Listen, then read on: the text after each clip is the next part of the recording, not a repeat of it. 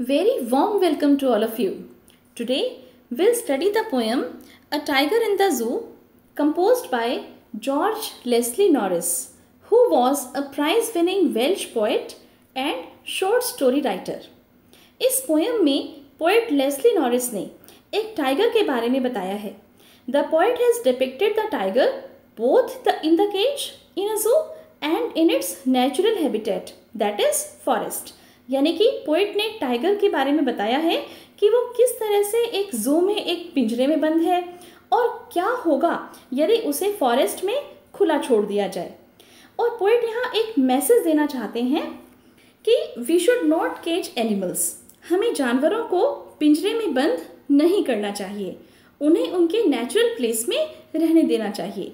We should give them freedom that is theirs. Cruelty to animals must end. We should show empathy and sympathy towards them.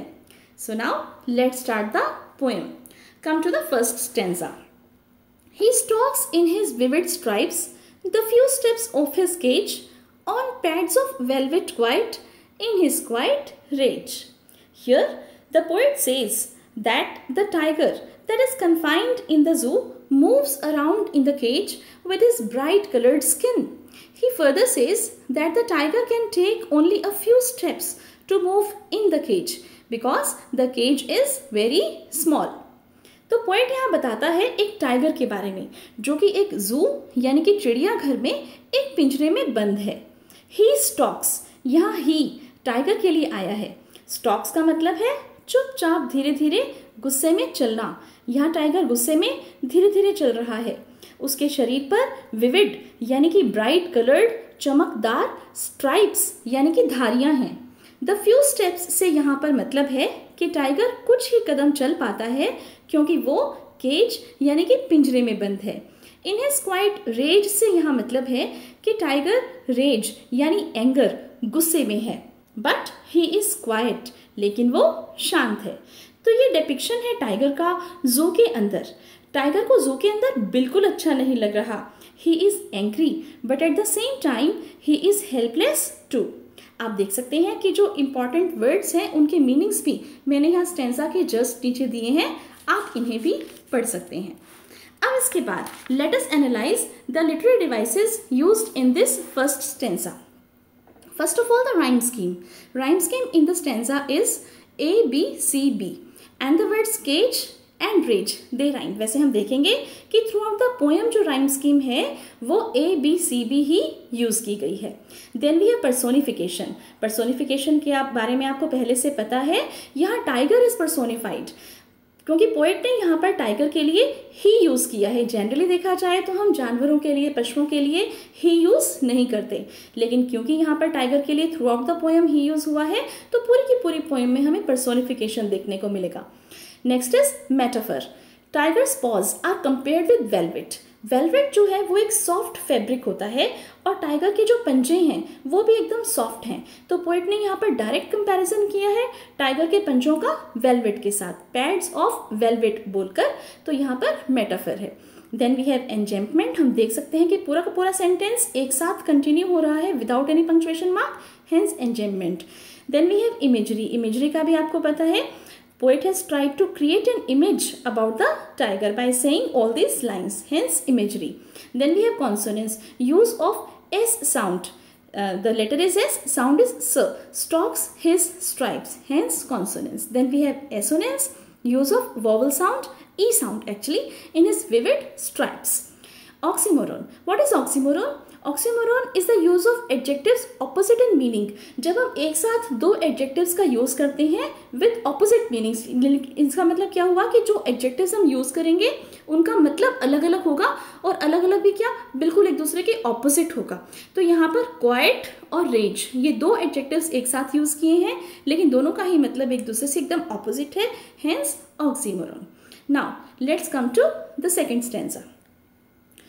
He should be lurking in shadow, sliding through long grass, near the water hole where plump deer pass. यहाँ poet tiger के natural habitat यानी जंगल की बात करता है कि actually tiger को कहाँ होना चाहिए था. Poet says he should be lurking in shadow, कि उसे तो जंगल में लंबी लंबी घास के पीछे छुपकर बैठना चाहिए था ताकि वो जंगल में पानी पीने की जगह पर आए दूसरे जंगली जानवरों जैसे प्लम्प डियर यानी कि फैट हिरन का शिकार कर पाता.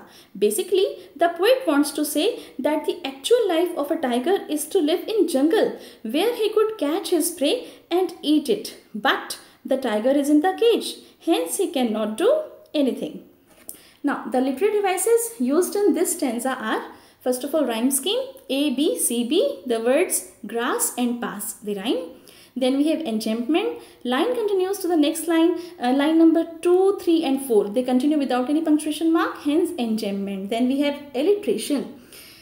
Use of sound per at the start of two words, plump, pass, hence alliteration. Then we have imagery.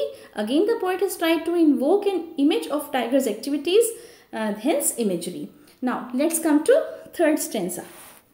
He should be snarling around houses at the jungle's edge, baring his white fangs, his claws, terrorizing the village. The poet says that if the tiger would have been free, he would have snarled around the houses located at the outskirts of the forest. He would terrorize people with his sharp teeth and claws. यह snarling का मतलब है गुर्राना. Poet wants to say कि अगर tiger free होता तो उसे जंगल के आसपास के गांवों के बाहर गुर्राना चाहिए था. वह अपने सफ़ेद नुकीले दांत और पंजे दिखाता हुआ गांव वालों को टेरराइज करता, आतंकित करता, उन्हें डराता. यहाँ बारिंग का मतलब है दिखाना, शोइंग. वाइट फैंग्स का मतलब है सफ़ेद नुकीले दांत और क्लॉज का मतलब है पंजे. तो ये सब चीज़ें हम देख सकते हैं कि टाइगर से एसोसिएटेड हैं. This would create surely fear among the people living in the village. Now let's analyse the literary devices used in this third stanza. Rhyme scheme again A, B, C, B, and the words H and village, they rhyme. Enjambment again, line continues to the next line without any punctuation mark. These lines, you see, he should be snarling around houses at the jungle's edge. Then we have onomatopoeia. What is onomatopoeia? Using words which denote sound. यहाँ snarling जो word है, it is depicting sound of the tiger, कि गुर्राना. ठीक है, तो ये जो word है snarling, इसकी वजह से यहाँ पर onomatopoeia का इस्तेमाल हुआ है. Then we have assonance, use of vowel sound O and E. He should, should around houses, barring his, white, his, hence assonance. Then we have consonance, use of consonant sound. S sound is repetitively used here in his, fangs, his, claws. Now let's come to stanza 4. But he is locked in a concrete cell, his strength behind bars, stalking the length of his cage, ignoring visitors. Now, in a very sad tone, the poet describes the reality of the tiger. He says कि tiger जिसे जंगल में होना चाहिए था वो तो एक concrete के बने हुए यानी कि सीमेंटेड पिंजरे में बंद है. यहाँ कॉन्ट्रास्ट है कि टाइगर जो कि एक खतरनाक जानवर है who keeps on terrorising the people, जैसा कि हमने अभी जस्ट प्रीवियस स्टेंजा में पढ़ा है, वो टाइगर तो बंद है. His strength behind bars, bars means सलाखें, पिंजरे की सलाखें. उसकी स्ट्रेंथ, उसकी जो ताकत है जिससे कि वो न जाने कितने ही लोगों को डरा सकता है, आज खुद वो सलाखों के पीछे कैद है. वो बस एक पिंजरे में घूम रहा है. जो लोग उसे देखने के लिए आते हैं वो उन पर कोई ध्यान भी नहीं देता क्योंकि his power is restricted behind the bars inside the cage. Now the literary devices.